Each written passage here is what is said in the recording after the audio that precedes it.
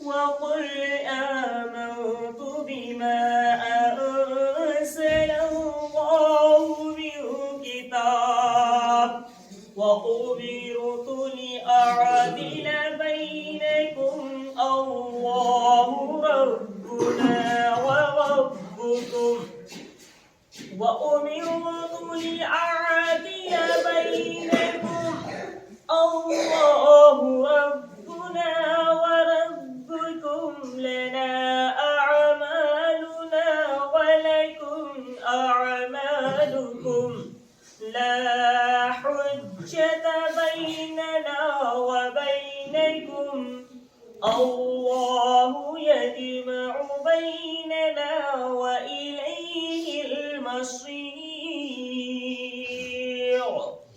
اشارہ بے شک تو اسی لیے بلاؤ اور ثابت قدم رہو جیسا تمہیں حکم ہوا ہے اور ان کی خواہشوں پر نہ چلو اور کہو کہ میں ایمان لایا اس پر جو کوئی کتاب اللہ نے اتاری اور مجھے حکم ہے کہ میں تم میں انصاف کروں. اللہ ہمارا اور تمہارا صدقہ رب ہے. ہمارے لیے ہمارا عمل اور تمہارے لیے تمہارا کیا کیا کوئی حجت نہیں ہم میں اور تم میں. اللہ ہم سب کو جمع کرے گا اور اسی کی طرف پھرنا ہے.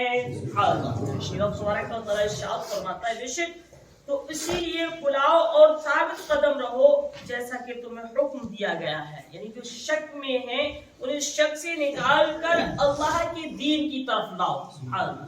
شک سے نکال لو. شک جو ہے وہ بہت بیکار بلا ہے. ایسی بلا ہے جس شک جو ہے انسان کو کھوکھلا کر دیتا ہے. شک میں آدمی جب پڑ جائے نا وہ بیکار ہو جاتا ہے اور کام بھی خراب ہو جاتا ہے. تو شک والا کام بیکار ہوا کرتا ہے. تو شک سے نکال لو جیسا تمہیں حکم ہوا ہے اور ان کی خواہشوں پر نہ چلو اور کہو میں ایمان لایا کس پر جو اللہ کی کتاب ہے. اللہ نے بے شک حکم دیا گیا اور ان کی خواہشوں کے پیچھے نہ چلو اور کہو کہ میں اس کتاب پر ایمان لایا جو اللہ کی کتاب ہے. یعنی اے حبیب صلی اللہ تعالی علیہ وسلم ان کفار کے اس اختلاف اور درندگی کی وجہ سے انہیں توحید اور سچے دین پر مستحق ہونے کی دعوت دو. سبحان اللہ. یعنی جو شک میں پڑے ہوئے ہیں انہیں دین کی دعوت دو اور انہیں دین کی طرف بلاؤ.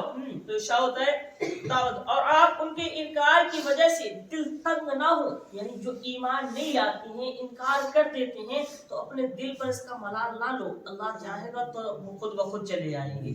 تو اس چیز کا جیسے کوئی کام کریں آپ اور اچھا ہو لوگ آپ کی بات کو نہ مانتے ہیں تو اس میں ملال نہیں کرنا چاہیے. ہو سکتا ہے کل وہ اس پر مان جائے اور اس کو چھوڑ دیں برے کام کو. تو جو ہے اس میں میرے نبی صلی اللہ علیہ وسلم کی بات کو اس وقت لوگوں نے مذاق میں بھی سمجھا تھا اور ایمان نہیں لائے تھے. لیکن جب اللہ رب العزت نے ان کے دلوں کو پھیر دیا نا تو سب کے سب ایمان لاتے نظر آئے. اور آج اللہ رب العزت کے حبیب صلی اللہ علیہ وسلم کا یہ معجزہ ہے کہ پوری دنیا میں ایمان والے نظر آتے ہیں. جس کونے میں جس خطے میں جس گوشے میں چلے جائیں آپ کو قرآن والے نظر آتے ہیں.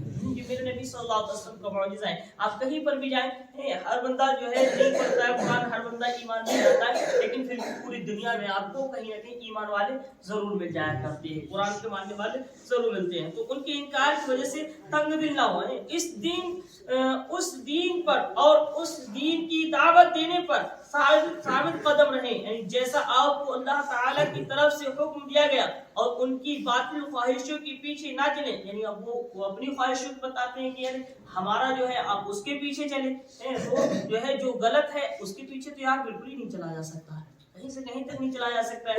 لوگ کہتے ہیں آج اگر کوئی دین کی بات بتاؤ تو کہتے ہیں یار وہ نہیں مان رہے تو تم مان جاؤ. اللہ تبارک و تعالیٰ نے جو حکم دیا ہے اگر غلط کام کوئی کرتا ہے تو اس کو منع کرو. وہ نہیں مانتا تو اس کے ساتھ ہے. اللہ تعالیٰ فرماتا بھی ہے اس کے ساتھ اللہ ہمارا اور تمہارا سب کا رب ہے. ہمارے لیے ہمارا عمل اور تمہارے لیے تمہارا عمل. ہمارے لیے ہمارا عمل, تمہارے لیے تمہارا عمل. یا تم اگر اچھا کرتے ہو تو اللہ تبارک و تعالیٰ تمہیں اس کا اچھا بدلہ عطا فرمائے گا. ہم برا کرتے ہیں تو اللہ تبارک و تعالیٰ اس کا برا ہمیں بدلہ دے گا. اگر ہم سچ پر ہیں, حق پر ہیں, ہم قرآن اور حدیث کی راستہ دکھاتے ہیں, پھر آدمی اگر نہ مانے تو اس کا کیا اس کے لیے ہے نا. اپنا فرض یہ تھا کہ جو ہے اپنا کام काम ये था कि अल्लाह रब्बुल इज्जत का पैगाम आप तक पहुंचा देना। किसी बंदे का हुक्म, अल्लाह रब्बुल इज्जत ने अपने हबीब सल्लल्लाहु अलैहि वसल्लम से ये इरशाद फरमाया कि आप मेरा दीन उन तक पहुंचा दें, फिर वो माने या ना माने उनका अमल उनके लिए होगा, हमारा अमल हमारे लिए होगा। देखिए एक चीज है, अगर कोई नहीं मानता है फिर उसको समझाने की कोशिश की जाए। अल्लाह रब्बुल इज्जत ने बार-बार कुरान मजीद को फुरकान हमीद में इरशाद कर, नमाज पढ़ो, नमाज कायम करो, ज़कात दो। अब कोई नमाज नहीं पढ़ रहा है, ज़कात नहीं दे रहा है, तो इसमें अल्लाह तबारक व तआला का कसूर थोड़ी है, बंदे का कसूर है ना। वो खुद उसके अमल जो है वो अगर वो नहीं पढ़ रहा है तो उसकी सजा कौन भरेगा? उसकी सजा कोई और नहीं भरेगा। अगर वो जो है नमाज नहीं पढ़ता उसकी सजा वो खुद भरेगा, उसका जिम्मेदार वो खुद होगा। उसको मालूम है मेरा रब फरमा चुका है कि नमाज कायम करो और ज़कात दो, भलाई करो बुराई से बचो, तमाम बुरे काम छोड़कर अच्छे कामों की तरफ राग़िब हो। आज हम गुनाह कर रहे हैं, फिर हम सोचें यार उसने हमसे कहा तब हमने गुनाह कर लिया, यार कब्र में वो तुम्हारी सजा पाने के लिए नहीं आएगा। दोस्ती के चक्कर में हम न जाने कितने गुनाह कर देते हैं। जब कोई शादी का मौका आता है, किसी बच्चे की पैदाइश होती है, न जाने हम कितने गुनाह कर देते हैं। भाइयों इन गुनाहों की सजा हमें खुद भरनी होगी यार, ना कि मेरे दोस्त को भरनी पड़ेगी। दोस्त तो आज कह देते हैं अरे होगा यार खुशी का मौका, खुशी थोड़ी आती है। मेरा भाई ये ठीक है कि खुशी रोज नहीं आती, मौत भी रोज नहीं आती, एक ही बार आती है। बहुत सी ऐसी बातें हैं जो हमें और आपको ईमान की तरफ चले आना चाहिए, गुनाहों को छोड़ देना चाहिए मेरे भाई।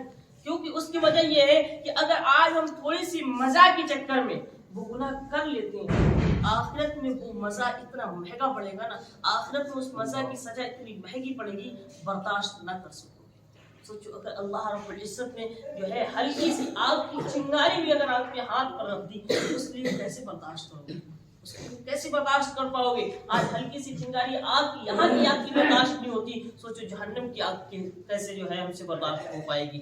मेरे भाई जहन्नम की आग बहुत खतरनाक आग है, बहुत सी बर्दाश्त नहीं होगी। कब्र के अज़ाब बहुत खतरनाक अज़ाब है।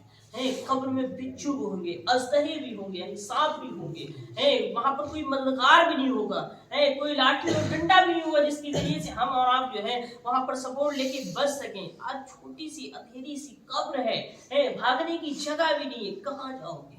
गर्स खपन फाड़ कर सांपों ले लगाया कब्जा, हाय बर्बादी कहाँ जाके रहूंगा यार, कहाँ जाओगे उस वक्त? आज गुनाह तो कर लेते हैं, सोचते नहीं है कि आखिरत में अंजाम क्या होगा। सोचना चाहिए इस चीज को, अल्लाह से तौबा इस्तिग़फ़ार करना चाहिए। अल्लाह फरमाता है तुम्हारा अमल तुम्हारे लिए। मेरे नबी सल्लल्लाहु तआला अलैहि वसल्लम ने जो हमें और आपको बताया यार ये पाक कलाम हमें और आपको मिला, इतनी मुक़द्दस किताब मिली, अगर हमने इससे फैज़ हासिल ना कर सका, इसके अल्फाजों से रोशनी कब्र में ना कर पाए तो क्या हमारा फिर क्या होगा? हम सिर्फ दुनिया में लगे रहें, यही सोचते रहे कि बस यही दुनिया ही सब कुछ है। हम तो ये सोच लेते हैं कि हमें यार मरना ही नहीं है। यार मरना बेशक और है क्या, कुल्लु नफ्सिन ज़ाइक़तुल मौत, बेशक हर जानदार चीज़ को मौत का मज़ा चखना है। मेरे भाई मौत आने से पहले मौत की तैयारी करो। नमाज हमारी पढ़ी जाए उससे पहले हमें नमाज पढ़ना चाहिए। जब हमारी नमाज पढ़ी जाएगी उस वक्त हम क्या कर पाएंगे? उस वक्त कुछ नहीं हो सकता है। उससे पहले हमें और आपको नमाज पढ़ना है, उससे पहले हमें और आपको रब तबारक व तआला को मुंह दिखाने की तैयारी करना है। फायदा क्या होगा जब कफन में मुंह छुपा छुपा कर रब को मिले, रब के सामने पहुंचे। उससे पहले है आ जाओ कि रब तबारक व तआला के हबीब सल्लल्लाहु तआला अलैहि वसल्लम के वसीले से रब की बारगाह में आ जाओ, उससे मुलाकातें कर लो, रब तबारक व तआला की बारगाह में सजदा रेज़ हो जाओ।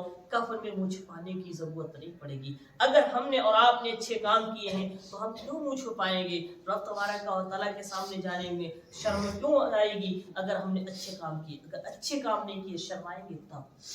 अल्लाह तबारक व तआला से दुआ करें, मौला तबारक व तआला सांसें बची हुई हैं, मौला इनमें अपनी बंदगी करने की तौफीक अता फरमाए, हर सांस पर अपना शुक्रिया अदा करने की तौफीक अता फरमाए।